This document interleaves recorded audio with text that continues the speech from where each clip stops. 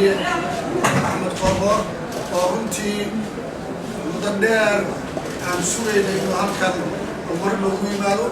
شقدي يهوني وكسر ودي كلب قيب كم هذا رمان هالكان مقصود يعني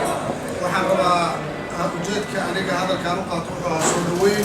وحن هالكان كسر وين يا مدحوينها أنه هالكان هو الجودنا سوق الكتبين سلام صدوي ولا مدحوين كسر دوي. ولا الخسارة قدوم الحجان ولا شعبك حل بانada baarlamaanka labada gole golaha wasiirada siyaasiyiinta boqorada iyo duubabka dhalinyarada gabdhaha qaybaha kala duwan ee bulshada bahda saxaafadda dhammaan inta ka soo qayb gashay munaasabadan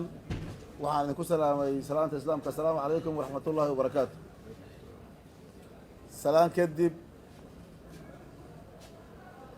mudanayaal iyo marwooyin madaxda sharafta leh dhammaan inta ka soo qayb gashay soo dhawaynteenna waa idiin mahad celinaynaa soo dhawaynta diiran walaalnimada iyo sharafta badan nagu soo dhawayseen muddada noo taagneedeen qorraxda aad iyo aad baan idinkaga mahad celinaynaa muddo dheer kadib mudanayaal maantaan kusoo laabtay muqdisho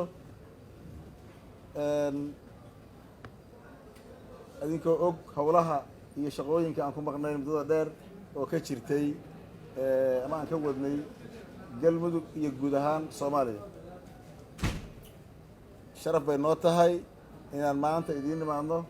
annagoo nabada isu soo laabanno safarkan halkaan aan ku imidno waa safar shaqo oo ka mid ah shaqooyinkii iyo howlihii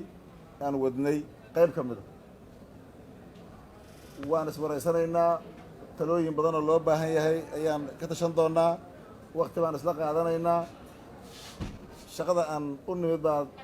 qaybta ugu weyn ka tihiin mar labaad iyo mar saddexaad waa idiin mahad celinayaa maanta war kaloon sii gudbiyo la sugumaye gadaalu jiraa warka haddii laa yidhaahdo aad iyo aad aad mahadsan tihiin soo dhoweyn sharaf leh soo imaad wanaagsan wada tashi habboon asalaamu calaykum waraxmatullahi wabarakaatu